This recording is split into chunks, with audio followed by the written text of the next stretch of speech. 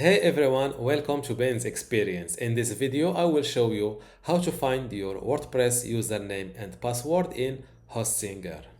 Once you're inside your Hostinger account, click on Websites from the top.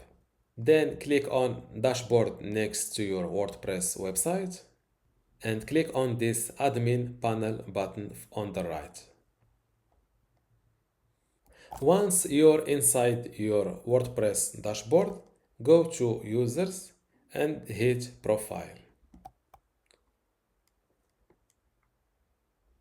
This is your username.